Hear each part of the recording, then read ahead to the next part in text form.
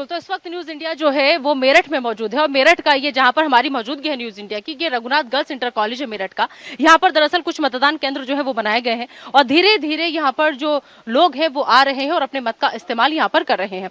लेकिन सुबह से अगर हम देखें तो लोगों में जो जोश जो उत्साह था वो नजर नहीं आ रहा। मैम आप भी आज लग रहा है शायद घर के सारे काम निपटा करके तब आई हैं। हाँ, हाँ। महिलाओं के साथ ये बहुत दिक्कत होती हाँ, है। ये तो दिक्कत होती है, सुबह का काम करके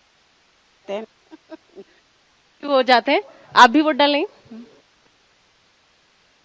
क्या मुद्दे हैं ऐसे जो महिलाओं को लगता है कि हमारा मेयर ऐसा होना चाहिए जो हमारी एकदम समाधान कर देगा समस्या का? सबसे प्रथम समस्या तो बट और ज्यादा होना चाहिए और भी बहुत आवश्यकता है। आपको क्या लगता है कौन कौन से मुद्दे ऐसे हैं जिसमें सुधार की बहुत आवश्यकता है? बस यही सब है नॉर्मल। बाहर की नॉलेज नहीं है।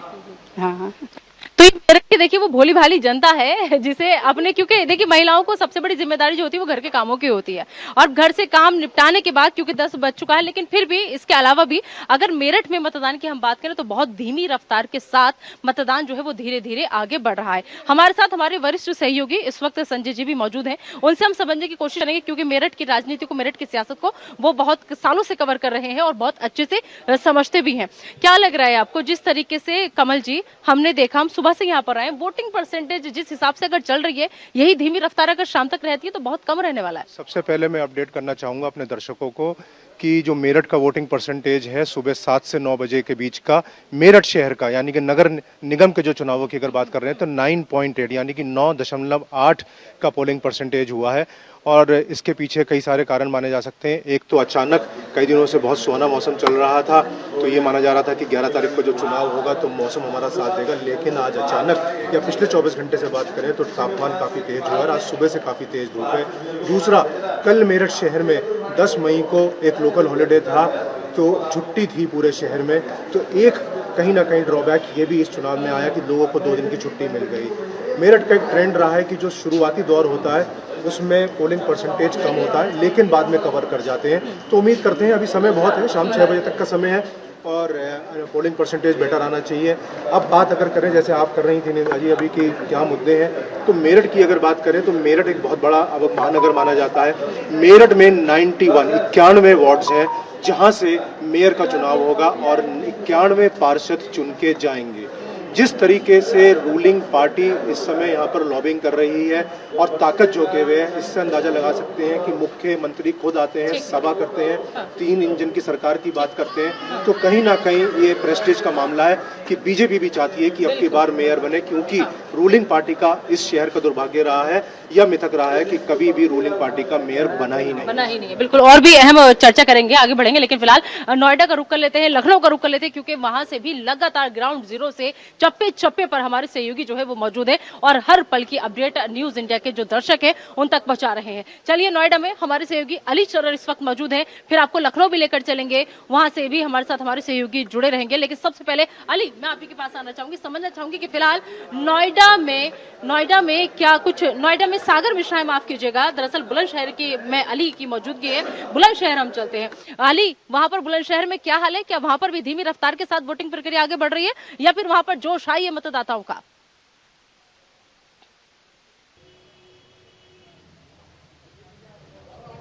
देखिए नीता, बिल्कुल आपको बता दें, बुलंदशहर एक अति संवेदनशील जो बूथ है वहां मौजूद हैं। दिल्ली एनसीआर का पार्ट कहलाता है और महत्वपूर्ण जिला भी है। इसके साथ साथ इस बार जो यहाँ के मतदाता हैं उनका साफ तौर पे कहना है कि ज़्यादातर मतदाताओं के वोट लिस्ट में से नाम कटे हैं। स्पेलिंग मिस्टेक की वजह से सैकड़ों लोगों को वापस जाना पड़ रहा है। लेकिन अभी तक का, अगर 9 बजे तक का पोलिंग परसेंटेज देखें तो 12.36% यहाँ हो चुका है। इस समय मैं ऊपरकोट जो बुलंदशहर का नगर का एरिया है वहाँ मैं मौजूद हूँ और यहाँ पर अति संवेदनशील पे जो बूथ है वहाँ मौजूद है, देख सकते हैं। लेकिन प्रशासन की मौजूदगी में यहाँ पर संपूर्ण तरीके से चुनाव कराया जा रहा है। एक एक व्यक्ति का पूरी तरह से जांच पड़ताल करके अंदर की ओर भेजा जा रहा है और वो अपने मत का प्रयोग करके बाहर आ रहे हैं। लेकिन हाँ, ये कहा जा सकता है कि और सालों के मुकाबले इस बार जो स्पीड है वो धीमी है, क्योंकि मतदाता ज़्यादातर घरों से नहीं आ रहे हैं। देखिए, पोलिंग बूथ भी लगभग खाली सा ही है। एक समय होता था यहाँ लंबी लाइन लगती थी, लेकिन इस बार जो यहाँ पर मतदाता नहीं है, और इसका बड़ा जो इम्पैक्ट माना जा रहा है वो यही माना जा रहा है कि जो लोगों का आरोप है वो यही है कि इस बार वोटिंग लिस्ट में से नाम काट दिया गया, जिसकी वजह से वो अपने मत का प्रयोग नहीं कर रहे हैं। लेकिन अगर प्रशासन की बात करें तो प्रशासन की पूरी तरह से ये मुस्तैदी दिखाई समस्या दे अली रही है हर जगह चप्पे-चप्पे देखने पर। को मिल रही है। जी बिल्कुल अली, आऊंगी मैं आपके पास और भी समझने की कोशिश करूंगी, लेकिन फिलहाल देखिए अयोध्या हॉट सीट मानी जा रही है। अयोध्या का हम रुख कर लेते हैं। विवेक तिवारी हमारे सहयोगी लगातार वहां से मौजूद है। विवेक, फिलहाल अयोध्या की क्या वोटिंग परसेंटेज नजर आ रही है, क्योंकि 10:15 बज चुके हैं, सुबह 7 बजे से वोटिंग जारी है। सबसे पहले परसेंटेज को लेकर अपडेट मैं आपसे जानना चाहूंगी। देखिए, अपडेट ये है कि 7 से 9 के बीच में 8.95% मतदान हुआ है, यानी कि अगर यही ट्रेंड चला तो 50% के आसपास, यानी कि एक औसत मतदान होगा। मैं जिस बूथ पर खड़ा हूँ यहाँ पर थोड़ा विवाद हो गया है, जरा मैं पूछता हूँ कि क्या हुआ, क्या है, क्या हो गया अचानक? वो हमारे वहाँ से वोट जो सही वोटर है करा, इनका वोट पड़ चुका है। धांधली हो रही है। धांधली वोट की धांधली हो रही है, मुसलमानों के वोट पड़ रहा है यहाँ पे। तो ये अभी थोड़ा देर पहले यहाँ पर विवाद हुआ है। भारतीय जनता पार्टी के जो पार्षद पद के प्रत्याशी है, उनका ये कहना है कि यहाँ पर एक खास लोगों का वोट पड़ रहा है और उनके जो वोट है वो डालने नहीं दे जा रहे, इस तरह की शिकायतें। तो इस तरह की शिकायतें यहाँ पर अयोध्या में देखने को मिल रही है, लेकिन जो वोटिंग परसेंटेज है वो ये साबित कर। विवेक, हैरानी वाली बात यह है कि अगर अयोध्या से ऐसी खबरें सामने आ रही है तो वो हैरान कर रही है। जी बिल्कुल, मैं यही कहना चाह रहा हूँ कि सुबह से लेकर केवल अभी तक 9% के आसपास लोग निकले हैं, और यहाँ भी देखिएगा कोई खास बड़ी लाइनें नहीं है। बूथ के अंदर आपको लेके चलता हूँ और आप देखें कि ये लोग काफी देर से खड़े हुए हैं। क्या वोटिंग धीरे हो रही है, अंदर कोई प्रॉब्लम है क्या? भीड़ है, समय लग रहा है? हाँ, समय लग रहा। हम ये देख रहे हैं कि बहुत ज्यादा संख्या में लोग नहीं दिख रहे हैं, क्या वजह हो सकती है? अरे धीमे धीमे आ रहे हैं लोग। आपसे पूछना चाहेंगे क्या मुद्दे हैं आपके दिमाग में जो आप चुनने के लिए आई हैं मेयर और पार्षद?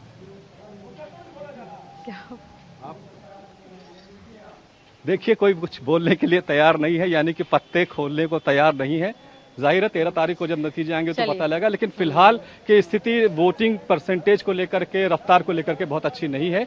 औसत किस्म का मतदान फिलहाल अयोध्या में दिखाई दे रहा है।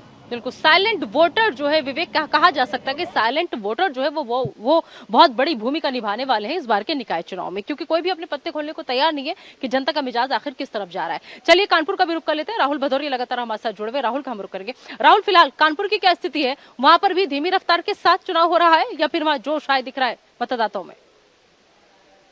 बिल्कुल निदा, जिस तरीके से चुनाव की प्रक्रिया जो है सुबह 7 बजे से चालू हो गई थी कानपुर में भी, और चुनाव का जो परसेंटेज है, वोटिंग परसेंटेज है, वो अभी तक का जो अपडेट है वो करीब 10% के आसपास कानपुर में वोटिंग हुई है। तो कहीं ना कहीं अभी जो वोटिंग का परसेंटेज है कहीं ना कहीं लो है, और इसका सबसे बड़ा कारण निदा ये भी निकल के सामने आ रहा है कि काफी हद तक जो वोटर लिस्ट में नाम है वोटरों के वो नहीं मिल रहे हैं, जो पर्चियां हैं वो नहीं निकल रही हैं, तो वोटरों को कहीं ना कहीं निराशा देखनी पड़ रही है। और जाहिर सी बात है निदा, जिस तरीके से सुबह वोटिंग का परसेंटेज तो तेज था, लेकिन अगर अभी की बात करेंगे तो कानपुर में धूप और गर्मी की वजह से भी कुछ वोटर्स ऐसे हैं जो अभी नहीं निकल रहे हैं। लेकिन जो सबसे बड़ा कारण है वोटिंग परसेंटेज धीमे होने का, उसमें यही बात निकल के सामने आ रही है कि जो वोटर है उनकी पर्चियां नहीं मिल रही है। एक साथ करीब सैकड़ों परिवार जो है जो अपने लिए जद्दोजहद कर रहे हैं कि उनको वो वोट डालने के इच्छुक है।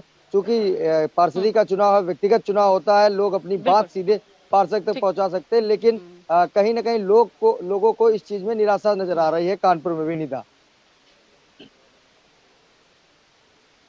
बिल्कुल ठीक है। बुलंदशहर का एक बार फिर से रुक करते हैं, वहां से हमारे सहयोगी अली लगातार मौजूद है। अली, आप उस वक्त बताने की कोशिश कर रहे थे कि कैसे वहां पर भी चुनावी प्रक्रिया जो है वो धीरे धीरे मतदान केंद्रों पर लोगों की भीड़ जो है वो नजर नहीं आ रही है। लेकिन अली, एक चीज समझना चाहेंगे, जो बुलंदशहर की जनता है, जो बुलंदशहर के लोग हैं, उनकी समस्याएं क्या है, उनके मुद्दे क्या है, और वो कौन सी बात है जो आज वो जहन में रखकर घरों से बाहर निकल कर आ रहे हैं और अपने मत का इस्तेमाल कर रहे हैं? क्या बदलाव चाहती है बुलंदशहर की जनता? अली।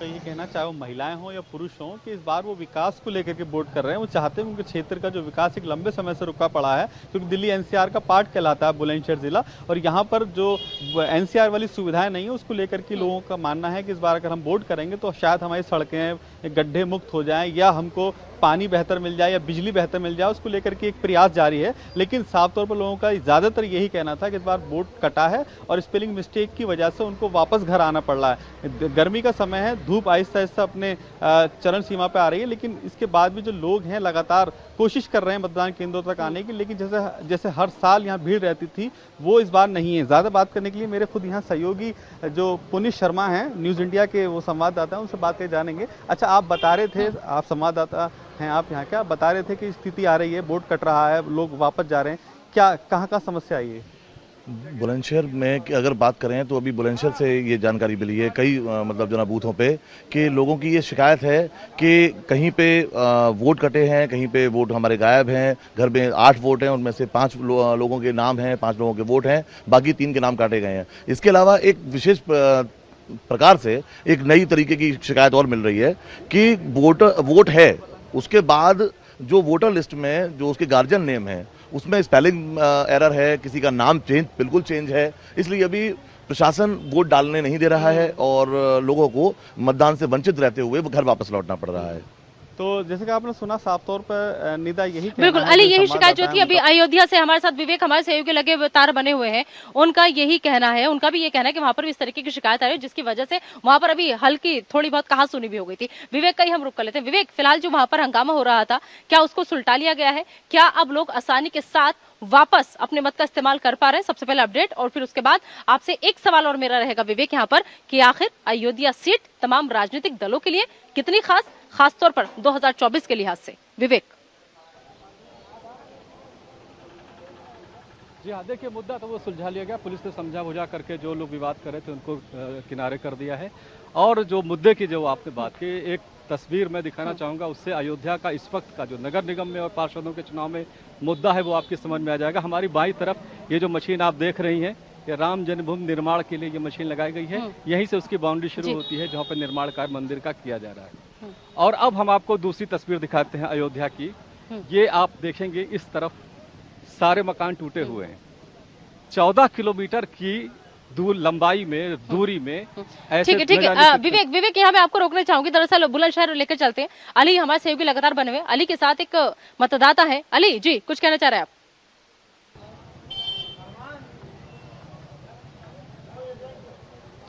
देखिए, मतदाता हैं जो अपने मत का प्रयोग करके आ रहे हैं, लेकिन वो साफ तौर पे जो मतदाता वो यही बोल रहे हैं विकास के नाम पर वोट है। आपसे जानना चाहेंगे, आपने मत का प्रयोग करके आए, उंगली दिखाइए, आप अपने मत का इस्तेमाल करके आए, क्या कहना चाहेंगे, किन मुद्दों को लेकर इस बार वोट किया आपने? हमने मुद्दों को करके किया है, वो जो चाहते हैं विकास चाहिए, जो क्या क्या मूल समस्या हैं आपके क्षेत्र की जिनको लेकर आपने वोट किया? हमने वोट किया है, वो जो गड्ढे हो रहे हैं सड़कों पे, वो जो पाइपलाइन है, तो जो नगर पालिका अच्छा काम करे, हम यही चाहते हैं। अच्छा, गड्ढे मुक्त होना चाहिए आपका क्षेत्र, उसको लेकर के आपने वोट किया? जी हाँ, वोट उसके लिए किया है। देखिए, यहाँ और महिलाएं भी, उनसे बात करने की कोशिश करेंगे, क्योंकि गर्मी का समय है तो ज़्यादातर मतदान केंद्रों पर आहिस्ता आहिस्ता महिलाएं आ रही हैं निदा, लेकिन ये साफ तौर पर कहा जा सकता है और कहा भी जा रहा है कि इस तरह की समस्या लगातार आ रही है, क्योंकि जिनके नाम में मिस्टेक है, यदि उनका वोटर मतदाता का नाम ठीक है तो उनके फादर या मदर नेम में कहीं प्रॉब्लम है, जिसको लेकर के उन्हें मतदान केंद्र से वापस किया जा रहा है। तो ये बड़ा कारण माना जा रहा है कि इस बार बुलंदशहर की जनता जो वोट परसेंटेज कम आ रहा है उसका यही कारण माना जा रहा है, क्योंकि लगभग सभी मतदान केंद्रों पर यही स्थिति बनी हुई है। निदा। बिल्कुल अली, ठीक है अली, आएंगे आपके पास। फिलहाल हमीरपुर का रुख कर लेते हैं। हमीरपुर से हमारे सहयोगी वीरू इस वक्त हमारे साथ जुड़ चुके हैं। वीरू, फिलहाल हमीरपुर की क्या स्थिति, और अभी जो वक्त हो चुका है 10:23 हो रहे हैं, वोटिंग परसेंटेज हमीरपुर की क्या? मैं आपको बता दूं, हमीरपुर में 7 नगर चुनाव होने, जिसमें 4 नगर पंचायतें और 3 नगर पालिका हैं। अभी तक वोटर परसेंटेज 10 से 12% पहुंच चुका है।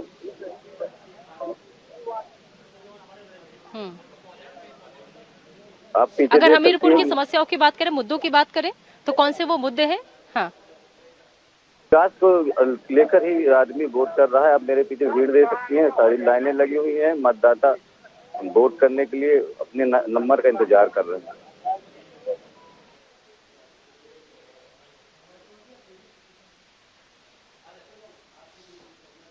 बिल्कुल ठीक है वीरू, हम देख पा रहे हैं आपके पीछे की तस्वीरों को और फिलहाल जगह जगह से चप्पे चप्पे पर आज जहां जहां दूसरे चरण में चुनाव हो रहे हैं और वोट डाले जा रहे हैं, सब जगह की पल पल की हर अपडेट, हर तस्वीर न्यूज इंडिया आप तक पहुंचा रहा है, क्योंकि जगह जगह पर तमाम रिपोर्टर्स, तमाम सहयोगी, तमाम वरिष्ठ लोग मौजूद हैं और पल पल की खबर आप तक सबसे पहले आपका अपना चैनल न्यूज इंडिया पहुंचा रहा है। लेकिन फिलहाल एक छोटे से ब्रेक के लिए हमें यहाँ रुकना होगा। आप सभी जितने भी मेरे साथ मेरे सहयोगी जुड़े हुए थे, सब लोग बने रहिए अपने अपने क्षेत्र में। आपके पास में आऊंगी, दोबारा से जानूंगी तमाम सियासी समीकरण, हर राज्य का, हर जगह का, हर सीट का गणित आपको न्यूज इंडिया समझा रहा है यहाँ पर लाइव कवरेज के दौरान। तो फिलहाल वहां कवरेज लगातार जारी है, लेकिन एक छोटा सा ब्रेक, बने रहिए न्यूज इंडिया के साथ।